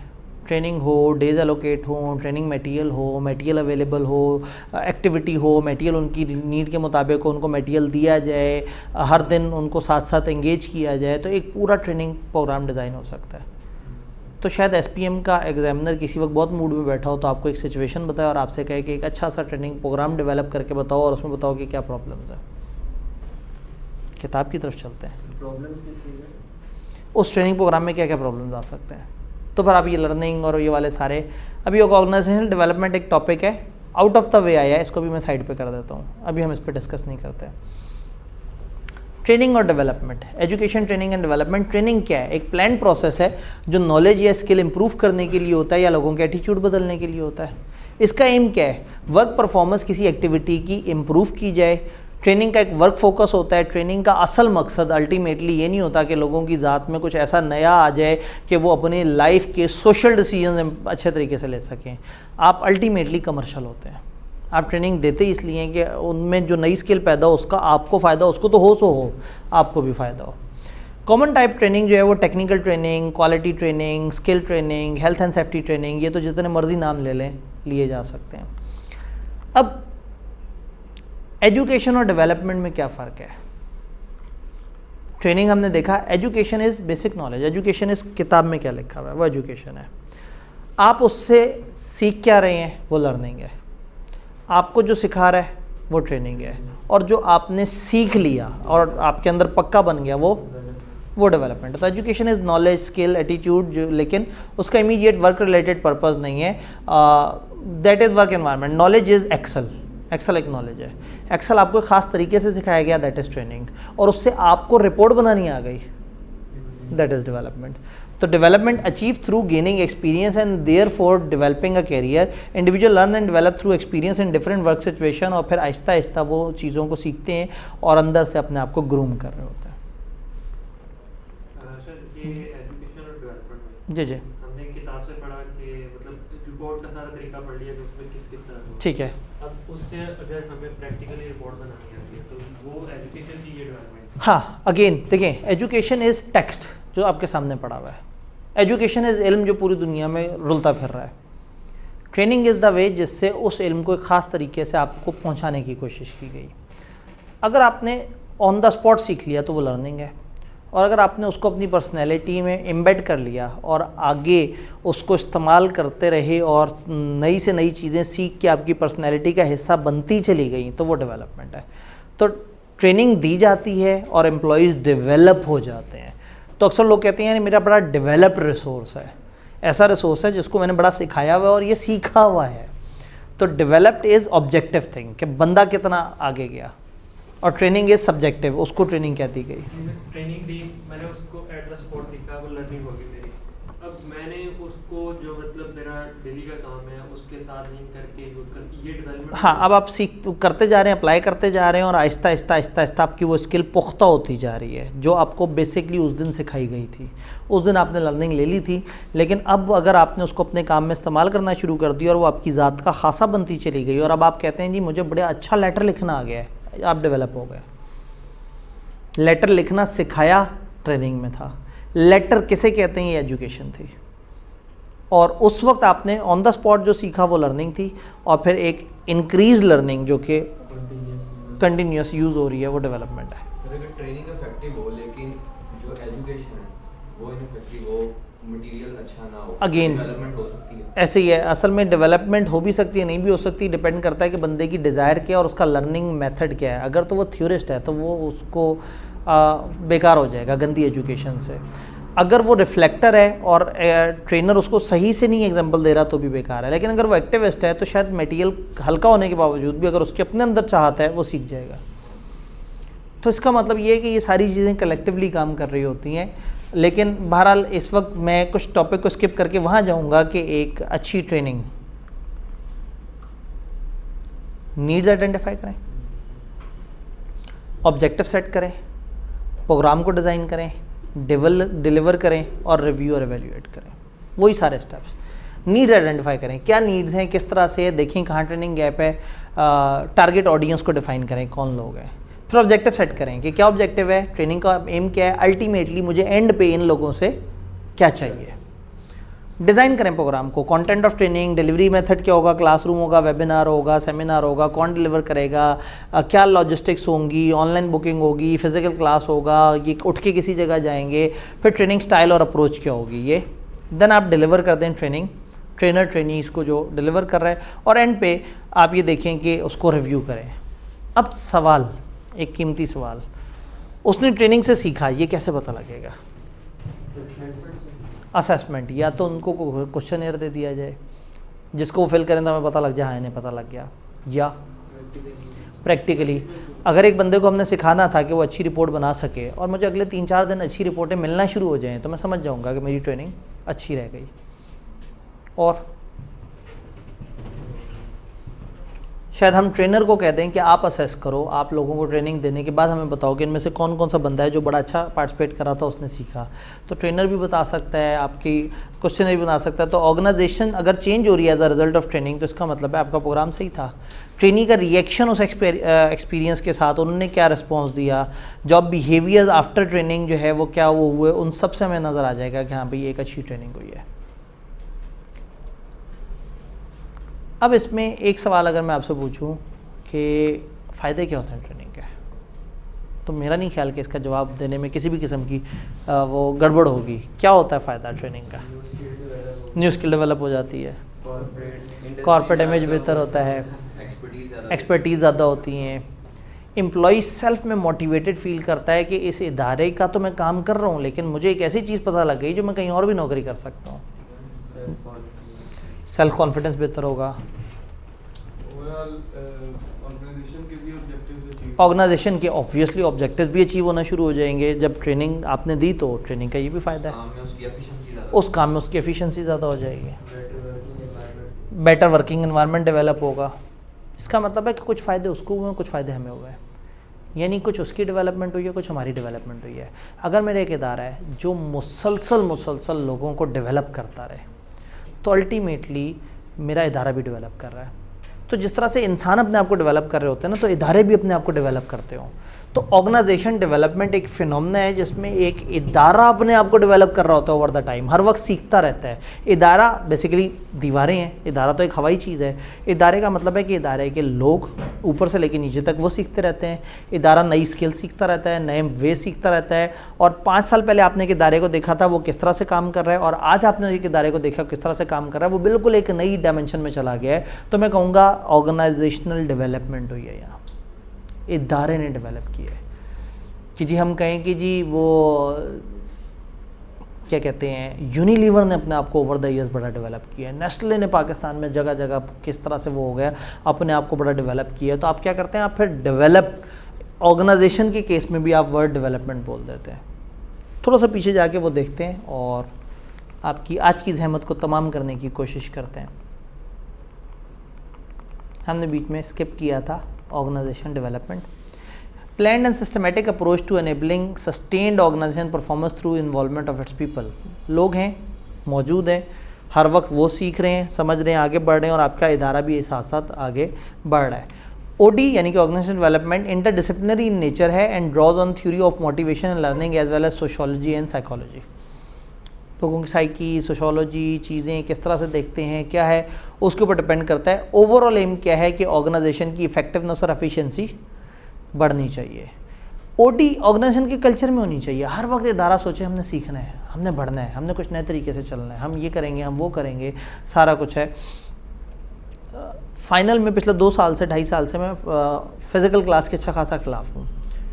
और फिर एक टाइम था कि मैं हमेशा ये मानता था कि जब हम ऑनलाइन में बच्चों को कस्टमाइज़ वीडियो बना के टू द पॉइंट दे देते हैं और वो सुकून से बैठे और कम टाइम में वीडियो देख ले, तो ये बड़ा बेहतरीन लर्निंग का स्टाइल है। देन हमने देखा कि अक्सर कॉलेजेस फ़िज़िकल क्लास को कैमरे पर रिकॉर्ड करते थे और बच्चों को देखते थे। तो हमने कहा ये क्या तरीका है, ये क्या बात हुई। पता ही लगा कि बच्चों को पसंद आना शुरू हो गया। तो पता ही लगा कि हमने असेस किया कि एक ख़ास तरह की प्रोडक्ट जो हम नहीं दे रहे थे, दैट वाज क्लास की camera recording. For that purpose अपने ही एम के अगेंस्ट आके, अपने ही थीम के अगेंस्ट आके हमने दोबारा फिज़िकल क्लास शुरू की और सोचा कि इस फिज़िकल क्लास को कम से कम एक दफ़ा पूरा का पूरा कैमरा रिकॉर्ड कर लिया जाए। टेक्निकली ये मेरी ऑर्गेनाइजेशनल डेवलपमेंट है। मेरी ऑर्गेनाइजेशन ने सीखा कि हम कहीं मार खा रहे हैं, हमारी एक कमी है, हमें काम नहीं कर रहे, हमें वो करना चाहिए। तो आज से 3 साल पहले हम ऐसे नहीं करते थे, आज से 10 साल पहले ऐसे नहीं करते थे, लेकिन आज हम ऐसा कर रहे हैं, कल को हम शायद एक डिफरेंट फॉर्म में कर रहे हो। तो बेसिकली ये ऑर्गेनाइजेशन डेवलपमेंट एक प्रोसेस है। और अगर इदारे के बड़े नहीं सोचते होंगे कि हमने डेवलप करना है, तो वो फिर वहीं पे फंसे रहेंगे जहाँ पे वो चल रहे हैं। और जब वो चाहेंगे कि हमने डेवलप करना है और वो चीज़ अपने लोगों में एम्बेड करेंगे, तो इदारा ग्रो करेगा। एम्बेड होनी चाहिए आपके कल्चर में, ऑल एनकम्पेसिंग इनिशिएटिव होना चाहिए। स्टाफ बाय इन करता हो इस चीज़ को, स्टाफ इस चीज़ को समझता हो। आप लोगों से कहें यार अब हम ऐसा करेंगे, अब हम यूँ करेंगे, तो सबको हो कि हाँ यार ठीक है, बिल्कुल सही कह रहे हैं, ऐसा होना चाहिए। Primary objective is organisation as a whole आपने ग्रो करना है। ऑर्गेनाइजेशन की थिंकिंग ग्रो होनी चाहिए, मेथोडोलॉजी ग्रो होनी चाहिए, इनोवेशन आनी चाहिए, इदारा पहले से काफ़ी आगे चला जाना चाहिए। डन। बेनिफिट्स क्या हैं? लीडर्स और इंडिविजुअल एम्प्लॉयज़ एम्पावर होते हैं। लीडर भी एम्पावर होता है जब ऑर्गेनाइजेशन ग्रो करती है, और एम्प्लॉयज़ भी सीखते हैं। एक कल्चर होता है जो हर वक्त बढ़ने का, आगे जाने का वो चल रहा होता है। जब आपका थीम बना हुआ है ऑर्गेनाइजेशन डेवलपमेंट का, तो आपके लिए चेंज ईजियर और फास्टर होगी। आपके एम्प्लॉयज़ का दिमाग काम पे लगेगा, आप quality and speed of decision बेहतर करेंगे। आपके कन्फ्लिक्ट्स भी आएंगे तो आप कन्फ्लिक्ट से भी कुछ ना कुछ सीखने की कोशिश करेंगे। कंस्ट्रक्टिव कन्फ्लिक्ट होंगे। कंस्ट्रक्टिव का मतलब ऐसा कन्फ्लिक्ट जिसमें आप बेनिफिट निकालने की कोशिश करते हैं, कि कन्फ्लिक्ट में आप देखते हैं, डिबेट करते हैं। Giving leader more control over result. Employees को जब आप काम पे ज़्यादा, जब लोगों से कहेंगे यार हमने सीखना है, आगे बढ़ना है, हाँ भाई तुम लोग काम करो, आज़ादी है, जैसे मर्जी काम करो, हमने ये टारगेट अचीव करना है। तो जब लोग अपने तरीके से काम करेंगे वो सीखेंगे, आप उनको काम करता देखेंगे, आप सीखेंगे, आपका इदारा अल्टीमेटली आगे जाएगा। तो ऑर्गेनाइजेशनल डेवलपमेंट में बेसिकली क्या है? Team building, career development, training and e learning, innovation, talent management, change management, organisational assessment, coaching, leadership development, throughout मुख्तलिफ चीज़ें हैं जो मिला के अगर आप लोगों को दे रहे हैं तो एक ऑर्गेनाइजेशन डेवलपमेंट हो रही है। बात समझ आई? बीच में हमारा वो टॉपिक रोका था, benefits of training and development. आपने बहुत सारे बताए। एम्प्लॉयर और एम्प्लॉय दोनों को बेनिफिट्स हो रहे हैं। एम्प्लॉय को क्या बेनिफिट हो रहे हैं? उसकी मोटिवेशन बढ़ रही है, sense of being more valuable आ रहा है, उसकी कैरियर डेवलपमेंट, उसकी जॉब सेटिस्फेक्शन बढ़ाएगी। क्योंकि हर बंदे का अपना एक PDP होता है, पर्सनल डेवलपमेंट प्लान होता है। हर बंदा अपने कैरियर के शुरू में सोच रहा होता है कि अच्छा मैंने ये सीखना है। अक्सर लोग फॉर एग्जांपल बैंकिंग में बैठे होते हैं, वो कहते हैं 2 साल तक मैं कॉर्पोरेट में काम करूंगा, फिर उसके बाद मैं फ़लाना जगह जम कर जाऊंगा, वहाँ 3 साल उस पर लगाऊंगा, फिर इस तरह से लोगों ने पूरा प्लान बनाया होता है। मैं इतने अरसे ट्रेडिंग कंपनी में काम करूँगा, फिर आगे मैन्युफैक्चरिंग में चला जाऊँगा। अब हालात शायद वैसे ना हो, लेकिन कम से कम एक प्लान तो होता है। तो लोग अपने अगले 5, 8, 10 साल प्लान कर रहे होते हैं कि वो अपने कैरियर को कैसे लेके चलेंगे। अब लोग अगर ऑलरेडी एक पर्सनल डेवलपमेंट प्लान लेके चल रहे हैं और इदारे का भी एक पर्सनल डेवलपमेंट प्लान है, एक उसका पर्सनल डेवलपमेंट प्लान है और इदारे का पर्सनल। अगर एक बंदे ने सोचा है कि मैं ज़िंदगी में 2 साल ऑडिट डिपार्टमेंट में काम करूं, फिर मैं उसके बाद फाइनेंस में चला जाऊं, फिर कुछ अरसे HR में गुजारूं, फिर इस तरह से, तो अगर इदारे का थीम ही यही हो, इदारा अगर हमारे पास जो लोग आते हैं हम उनको 2 साल इस जगह लगाते हैं, फिर उनको इस डिपार्टमेंट में भेजते हैं, फिर इस डिपार्टमेंट में, तो टेक्निकली इदारे का जो प्लान है और आपका जो पर्सनल प्लान है वो आपस में मिक्स हो गया, एक दूसरे को सपोर्ट कर रहे हैं।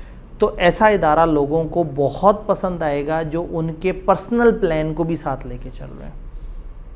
ऐसा इदारा जो साल में 1-2 दफ़ा अच्छी ट्रेनिंग्स करा दे, लोगों में कोई नई स्किल डेवलप कर दे, लोगों को अच्छा मोटिवेट कर दे, जहाँ काम करके मज़ा आए, जहाँ फ्रेंडली इन्वायरमेंट हो, लोग उस इदारे को क्यों छोड़ेंगे? उनको बुरा लगेगा कि यार ये इदारा मेरे ऊपर इतना इन्वेस्ट कर रहा है, इतना भरोसा। एक और कंपनी से ऑफ़र आई भी होगी और वो सोचेंगे कि यार ये अभी इन्होंने जनाब मुझे जाके दूसरे शहर ले जाके एक बड़ा महंगा लाखों रुपए का इंस्ट्रक्टर था, उससे मुझे ट्रेनिंग दिलवाई है, मुझे इतना स्टडी मटेरियल दिया है, मुझे एक लैपटॉप दिया है, मेरे ऊपर इतना खर्च कर रहे हैं, तो ये बड़ा मुनासिब नहीं है कि मैं थोड़े से पैसों के लिए साथ वाले इदारे में चला जाऊँ जहाँ एक सेठ बैठा हुआ है, बस काम कराएगा, आपको नहीं सिखाएगा। लोग नॉर्मली एक अच्छे कल्चर वर्सेस बुरे कल्चर में एक समझें 20 से 25% मार्जिन रखते हैं। यानी कि एक अच्छा कल्चर आपको 25% कम पैसे दे रहा है और बुरा कल्चर 25% ज़्यादा पैसे दे रहा है। वो कहते नहीं हम अच्छे कल्चर में रुक जाएंगे, जहाँ सीखने का मौका होगा, आगे बढ़ने का मौका होगा। हम पाकिस्तान में बैठ के पता नहीं क्या क्या बातें करी जा रहे हैं। ठीक है, वापस ग्राउंड पे आते हैं। भाईजान सारे सेठ हैं, कोई ऐसा कोई उतना तूफ़ानी माहौल नहीं है, लेकिन बहरहाल इदारे कुछ मैनेज करने की कोशिश करते हैं। कुछ अच्छे लोग कुछ जगह पर मौजूद होते हैं जो कि लोगों की केयर भी करते हैं। एक अच्छा HR department is need of the hour. इसलिए SPM में आई के अपने HR के ऊपर 3 चैप्टर्स बना डाले ताकि आप HR को देखें, समझें, और आप जब कल को बड़ी पोजीशन पे जाएं तो आप ये समझते हो कि HR एक बड़ी ज़रूरी चीज़ है और आप अपने इदारे में एक अच्छा कल्चर डेवलप करने की कोशिश करें जिससे नीचे जो लोग आएँ उनको एक अच्छा माहौल मिले। तो इस कमरे में मौजूद लोग जो है वो कई हज़ार लोगों को अच्छा इन्वायरमेंट दे सकते हैं। लेकिन स्टिल सर ऐसा होता तो नहीं है। अगर मिसालें फर्म्स ही हैं, उससे जो पार्टनर्स हैं वो भी इसी स्टेजेस से गुजरे हैं, अब हम यही सोच रहे होते हैं कि ये भी असल में बस चक्कर यही है ना कि जब हम अपना OD रोक देते हैं, ये हमारा OD रोकने वाली बात है ऑर्गेनाइजेशन डेवलपमेंट के। मतलब एक पार्टनर सोचता है मैंने भी तो ऐसे ही सीखा है, यानी कि एक ट्रेनी पूछ रहा है जी मैंने स्टॉक आउट के लिए जाना है, क्या करना होगा? ओके, जाके देखना, करोगे हो जाएगा। चूँकि उसको भी उसकी सीनियर ने कहा था, उसने भी टक्कर मार के सीखा। तो कोई ज़िद थोड़ी है कि अगर आपने टक्कर मार के सीखा तो आप अगले बंदे को नहीं सिखाएंगे। आपके साथ बुरा हुआ तो अगले साथ बुरा करेंगे। जूनियर होता है बंदा, हमेशा कहता है कि मेरे साथ जो जुल्म हुआ है ये जुल्म ऐसे नहीं होना चाहिए, ऐसे नहीं होना चाहिए। जब वो सीनियर होता है तो उसे लगता है कि हाँ यही जुल्म तो करना होता है, वो नीचे वाले से वो सारे बदले ले रहा होता है। तो अल्टीमेटली आप में और फिर पिछले बुरे इंसानों में फ़र्क ही नहीं रहा। मज़े की बात यह है कि आपके साथ बुरा हुआ है लेकिन आप समझें कि अच्छा क्या होता है और आप एक अच्छा कल्चर देने की कोशिश करें। आपसे जो नीचे के लोग हैं उनको आपसे बेनिफिट हो, ताकि कम से कम आपने माशरे की कंट्रीब्यूशन में एक रोल प्ले किया हो।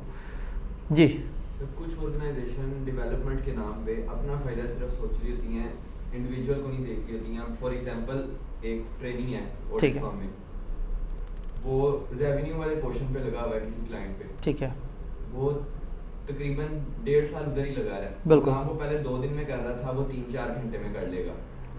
फर्म का तो फायदा हो गया कि उसका काम जल्दी हो जाएगा, लेकिन उस बंदे की प्रोडक्टिविटी कम हो जाएगी, कम हो गई, कम हो जाएगी। बिल्कुल ऐसे ही है। असल में अब चक्कर यही है कि ये सारी बातें करके जो है ना, जब हम वापस आते हैं फर्म्स की दुनिया में, फर्म्स बड़े डिफरेंट तरीके से ट्रेनिंग दे रही हैं। एनॉमली है ये, मतलब असल में ऐसा नहीं होता। असल में ऑर्गेनाइजेशंस इतने अजीब से नहीं होते ना। ऑर्गेनाइजेशन में ये प्रोसेस होता है कि मुसलसल कुछ सीखने वाले और मुसलसल कुछ सिखाने वाले। ऑर्गेनाइजेशन में लोग काम कर रहे होते हैं और काम के दौरान हल्का हल्का सा सिखा रहे होते हैं। ट्रेनिंग ऑर्गेनाइजेशन बनी ही सिखाने के लिए है, तो उन्होंने एक चीज़ बना ली है कि ठीक है जी बस ऊपर वालों को सिखा दिया, वो ऊपर वाले नीचे वालों को सिखाएंगे, उन्हें बुरा आया तो वो बुरा सिखाएंगे, अच्छा आया तो वो अच्छा सिखाएंगे, कोई इनोवेशन के लिए तैयार नहीं है। फिर इतने सारे ऑडिट्स, इतनी सारी असाइनमेंट्स हैं, इतने प्रोजेक्ट्स हैं कि ये सोचने का ही मौका नहीं मिलता कि कहाँ हम गलत हैं। और जब सारी फर्म्स उसी तरह से कर रही हैं तो बंदा कहता है मैं क्यों अपने सिस्टम को इम्प्रूव करूं जब हर तरफ यही चल रहा है। और ये लोग माशरे के अच्छे मुफीद शहरी भी हैं, मतलब आईकेप से अक्सर कहा जाता है कि भाई आपकी पॉलिसी में ये मसला इसको इम्प्रूव करें, ये इम्प्रूव करें।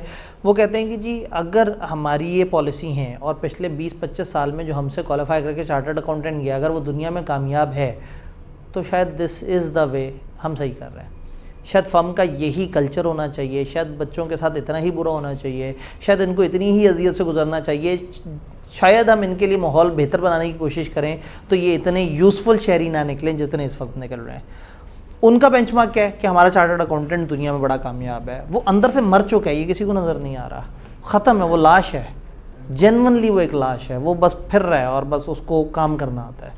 आपने उसकी अंदर की ना वो जो कोर वो थी, जो उसकी रूह थी ना, वो छीन ली है उससे, वो मर गया, जेन्युइनली मर गया। वो मतलब एक स्ट्रेसफुल सा रिसोर्स है, उसके चेहरे पे हवाइयाँ उड़ी हुई हैं, उसके बाल तेज़ी से सफ़ेद होना शुरू हो गए हैं और बस वो किसी जगह बैठता है मौज़िब लगता है, लोग उससे बातें करते हैं तो बातों में भी एक बड़ा मैच्योर आदमी लगता है, लेकिन कोई भी नॉर्मल इंसान उससे बात नहीं करना चाहता। नो डाउट किसी ने 7-8 साल एक ही चीज़ पे लगाए हैं, सीखने पे वो उस चीज़ में एक्सपर्ट तो हो जाता है और वो आगे भी काम आता है, ऐसे ही होता है वो। लेकिन जैसे आप कह रहे हैं अंदर से मर गया होता है, फिर उसकी इनोवेशन भी मर गई। ऐसे ही अगर उसमें इनोवेशन हो तो वो ज़्यादा यूजफुल हो। अब चक्कर क्या है, इस प्रॉब्लम का एक सोल्यूशन ये है कि बड़े सारे सुधर जाएं, ठीक है। और एक तरीका ये है कि हम अपने अंदर डिज़ायर पैदा कर लें। हमने अभी बैरियर्स टू लर्निंग में देखा कि कुछ बैरियर्स हैं जो ऊपर वाले नहीं सिखाना चाहते, और ज़्यादा बैरियर्स कहाँ थे, नीचे वाला नहीं सीखना चाहता। दुनिया आपका कुछ नहीं बिगाड़ सकती, वो आपके साथ बहुत भी बुरा कर लेना, अगर आपके अंदर सीखने की डिज़ायर है तो आपने सीख जाना है। तो हम इस वक्त शायद ऊपर वाला माहौल बेहतर नहीं कर सकते, लेकिन नीचे एक थॉट प्रोसेस लेंगे। क्लास के बाद इनसे कहिए बुक ले जाए। क्लास के बाद बुक ले जा सकते हैं, वाह जी वाह। क्लास के बाद जो रजिस्टर्ड स्टूडेंट है, हाँ ये रजिस्टर्ड, तो जो रजिस्टर्ड स्टूडेंट हैं वो क्लास के बाद बुक ले जा सकते हैं, जिसमें आपके पास वो ये चैप्टर मिल जाएगा। आखिरकार कॉलेज जो है ना उसने इंटेलिजेंटली एक्ट किया जी। एक्सपीरियंस में थोड़ा सा ये कहना चाहूँगा कि मैं बाय डिफॉल्ट ही गया इसी तरह, मुझे नहीं आइडिया था कि ये क्या होता है, मैं उसको तो देखता नहीं, ठीक है। मास्टर बेस ही बिफॉर बेस में चला गया। पहले दिन गया, वो फिक्स से शेड्यूल पे क्वेश्चन हुआ, मैंने ज़िंदगी में नहीं देखा था, ठीक है। फिर वो उन्होंने कहा जी खुद जाके समझो क्या हो। वो एक जुमला था, जैसे आपने कहा, हमने वो एक्टिविस्ट के ऊपर आने में बाकी पूरी पर्सनालिटी मेरी स्कैन कर दी। ठीक मैंने कहा अच्छा, मैंने कहा क्या होगा, मेरे पास क्या सोच है। 1-2 दिन में पता चला यार फाइल्स होती हैं 5-5 साल के पीछे पड़ी होती है, उसमें गेम होती है सारी। सर बहुत छानी, ठीक, इतनी की छानी ना कि उस दिन के बाद फिर नहीं उस्ताद मानना किसी को कि यार ये इससे जाके पूछ। ऐसे ही है ये। असल में एक बंदे का पैटर्न जो बन गया होता है ना, वो ऑन द बेसिस ऑफ एक क्यूमुलेटिव एक्सपीरियंसेस होता है जो उसकी लाइफ से गुजरे होते हैं। उससे ज़्यादा सर फिर मज़ा ये आया कि जो हमारे सीनियर्स जिनके वो फाइल वर्क्स थे ना, वही हमारे क्लाइंट्स के ऊपर जो वो CFOs थे, तो फिर मैंने उनकी बजाय उनकी ज़्यादा इज्जत करनी शुरू कर दी। यार ना सही, लेकिन इनकी फाइलों से ही सीखा, इनके सिग्नेचर्स आए, इनके इनिशियल्स आए, उससे काफ़ी ज़्यादा जो है ना वो हमने इंजॉय किया। दूसरा जो भाई ने बात की है, होता है ऐसी है सर, बिग पिक्चर यही है, मतलब आप बिग 5 बिग 10 को उठा के देख लें, वो बच्चा ERP में ही 3 साल उसके गुजर जाते हैं। ऐसा ही है। हमारी फर्म में ऐसा नहीं था सर, छोटी थी विकारे खां, लेकिन उन्होंने हर डिपार्टमेंट में घुमाया, ज़बरदस्त। उन्होंने हमें सुपरवाइजरी पोजीशन पे ला के और कहा आप तुमने क्लाइंट पे नहीं जाना, ऑर्डर्स को सुपरवाइज करो, यहाँ से बैठ के टीम भेजो और ये SAS टैक्स का काम साथ में चलाएं। और इसी तरह हमने कॉर्पोरेट में भी आगे घूमे, इंटरनल ऑडिट की भी सारी चीज़ें देखी, तो वो पूरी बिग पिक्चर आई। हमने बैलेंस शीट की ऑलमोस्ट हर आइटम को कंट्रोल किया, ज़बरदस्त। अदरवाइज देन के मैं सिर्फ एक फिक्स शेड्यूल के ऊपर मुझे लीज का पोर्शन मिला, 40 गाड़ियों की मैं लीज ही कर रहा हूँ, ऐसे ही है वो 1-2 में भी मुझे पता लग गया, वो बाकी सिर्फ रेपिटेशन होती है। तो ये सर छोटी ज़रूर थी, लेकिन 4 साल सीखा। ये वैसे है होता है, छोटी फर्म में लर्निंग बाहर ज़्यादा बन जाती है। अब बड़ी फर्म में कई दफ़ा आप तो वो नॉन करंट एसेट्स के ऊपर ही 3 साल गुजार देते हैं। मेरे एक दोस्त ने एक फर्म से आर्टिकल जब कंप्लीट किए तो उसको एक बैंक के क्रेडिट कार्ड का प्रोसेस बहुत अच्छा आता था, क्योंकि उन्होंने वहाँ ERP इम्प्लीमेंट करना था और क्रेडिट कार्ड वाली साइड इसके ज़िम्मे थी, तो उसको क्रेडिट कार्ड से रिलेटेड दुनिया की हर बात पता थी, बस और कुछ नहीं आता था। तो अब अगेन कई दफ़ा ऑर्गेनाइजेशन एक बैरियर होता है, लेकिन मैं ये कहना चाह रहा हूँ कि ऑर्गेनाइजेशन जो आपके साथ कर रही है कुछ कंट्रोलेबल है, कुछ अनकंट्रोलेबल है, बट जो आप हैं वो कंट्रोलेबल है। आपको अगर लगता है कि आपकी लर्निंग मर गई है, रुक रही है, तो आपने उसे नहीं रुकने देना। अपनी एक छोटी सी एडवाइस है, कोई हॉबी अगर है ना उसे ज़िंदा रखना है, लाजमी ज़िंदा रखना है। आपको फ़ुटबॉल खेलनी अच्छी लगती है, ज़रूर बीच में जब मौका मिले फ़ुटबॉल खेलें, अपने अंदर के इंसान को ज़िंदा रखें, उससे बड़ा मज़ा आएगा, उससे वो जीता रहेगा। मज़े की बात है कि आपकी हॉबी यू नेवर नो कि कब कमर्शियल बन जाए। थ्रू आउट आर्टिकल्स में मेरी हॉबी ये थी कि नोट्स बनाना है, लोगों को हेल्प करनी है, सारा कुछ है, 4-5 दोस्तों को बिठा के पढ़ाना शुरू कर देना है या कुछ और इस तरह से। वो हॉबी मुझे पता था कमर्शियल एक्टिविटी नहीं है। उस ज़माने में टीचिंग वॉज के ठीक है, जिसको कुछ नौकरी ना मिले वो बेचारा मजबूरन टीचर बन जाता है, कुछ 4-10 पैसे कमा लेता है, बस गुजारा कर लेता है किसी तरीके से। अपनी उस हॉबी के पीछे लगे रहे। सबने कहा कि जी फर्गुसन से आर्टिकल्स हैं, इतना बेहतरीन कैरियर है, ये है, अपॉर्चुनिटी है, लिंक्स वगैरह बहुत सारे थे। मेरे जो सीनियर्स थे बड़ी अच्छी अच्छी जगह पे बैठे हुए थे, उन्होंने कहा यार ये काम करने वाला बंदा बुलाएं इस तरह से। मैं कहा जी यार मुझे एक काम बड़ा दिल से पसंद है, टीचिंग, मैं ये कर रहा हूँ। वो काम करते रहे और वो इस वक्त इतना हेवी प्रोफेशन बन चुका हुआ है कि मैं जो कि बहुत ज़्यादा कमर्शियल नहीं हूँ और मैं नहीं भी चाहता तो भी मेरे तक बहुत सारे बेनिफिट्स घूम के आ जाते हैं।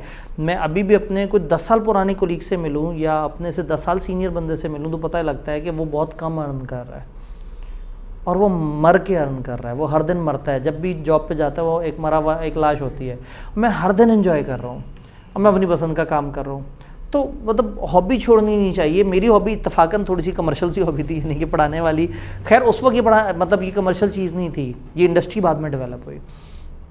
तो एक हॉबी, कोई एक शौक़, आपको कोई नॉवेल्स पढ़ने का शौक़ है, लिटरेचर का शौक़ है, सीजन्स देखने का इवन शौक़ है, फुटबॉल खेलने का शौक़ है, दोस्तों के साथ बैठने का शौक़ है, तकरीरें करने का शौक़ है, जो भी शौक़ है उस शौक़ को ज़रूर साथ साथ चलाएँ, दिल भी ज़िंदा रहेगा और वो शौक़ कहीं ना कहीं लाइफ में आपके ज़रूर रोल प्ले करेगा। आपकी शख्सियत में वो चीज़ इतनी स्पेशलाइज हो जाती है। देखिए स्पेशलाइजेशन है कि उनके कहने पे काम बार बार करें, और एक ये है कि मैं अपनी पसंद का काम बार बार करूं, वो थकाएगा भी नहीं और वो भी मेरे अंदर उतनी डेवलपमेंट बल्कि उससे ज़्यादा डेवलपमेंट ले आएगा। और फिर कहीं ना कहीं लाइफ में किसी रोल में, किसी पोजीशन में, किसी सिचुएशन में मेरी वो स्किल जब सामने आएगी तो इर्द गिर्द वालों को नज़र आएगा कि यार ये बंदा तो बहुत तूफ़ानी है। वो ऐसे करके बंदे का हाथ पकड़ा जाता है और कहाँ से कहाँ ऐसे करके बड़ी तेज़ी से ऊपर आ जाता है। एक चीज़ है मतलब एजुकेशन को लेके इसी जिसमें हम आ गए हैं, अब इंटर कर लिया उसके बाद अगर हम इसी में अपना सीरियसनेस दिखाते हैं तो क्या ये बिल्कुल ठीक है? जैसे मैं बहुत ज़्यादा इस चीज़ को लेके सीरियस और स्टक हूँ तो यार अगर मैं ये कर लेता हूँ ना तो क्या PhD काउंटिंग फिर ये वो चीज़ें मुझे करने की ज़रूरत नहीं है। और दूसरी वो वाली डिग्री मुझे अट्रैक्ट भी नहीं कर पाती। हालांकि मैं मास्टर भी हूँ, चलो मैं कुछ ना कुछ सामो करके एक्सपीरियंस डाल के डायरेक्ट PhD के लिए अप्लाई कर सकता हूँ, लेकिन वो चीज़ अट्रैक्ट नहीं करती। असल में चक्कर यही है ना कि अगर हम ये सोचें कि हमने इसलिए PhD करनी है कि उसकी नौकरी बेहतर है या फॉर एग्जांपल एजुकेशन सेक्टर में नौकरी है, जब ये सोच के कोई काम होता है ना वो मज़ा नहीं देता कभी भी। और जब ये सोचते हैं ना कि मैं ये काम, जैसे आपने कहा कि हमारी फील्ड में मुझे ज़्यादा सीखने को मिल रहा है, जब ये सोच लिया ना कि सीखने को ज़्यादा मिल रहा है, जिस दिन अंदर का बंदा डेवलप हो जाएगा ना वो सामने आ जाता है। पैशन भी सर इसी में ही लगता है कि यार मैंने इसको बस कंप्लीट करना है, इसके बाद मैंने कुछ नहीं करना। ऐसे ही बस पैशन को ज़रूर लेके चलना चाहिए। मतलब अपनी जो भी शौक़ है बंदा उस तरफ चले ना तो फिर वो ना थकता है। और फिर हर चीज़ ऐसी है, इस वक्त हर चीज़ कमर्शियल है, हर चीज़ कमर्शियल है। किसी को गाना गाने का शौक़ है वो कमर्शियल चीज़ है, गिटार बजाने का शौक़ है वो कमर्शियल चीज़ है, मतलब पेंट करने का शौक़ भी है तो शायद एक अच्छा पेंटर जिसको पता है कि कौन सी दीवार को किस तरह से वो करना है तो वो शायद चार्टर्ड अकाउंटेंट से बेहतर पैसे ले रहा होगा।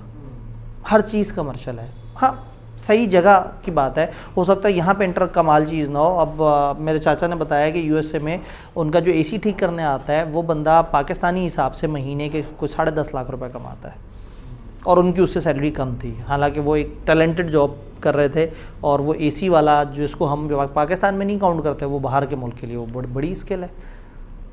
स्किल थी, वो स्किल को काम करता रहा, शायद सही जगह पहुंचने में टाइम लग रहा होता है, जब सही जगह पहुंच जाए तो चीज़ चल पड़ती है।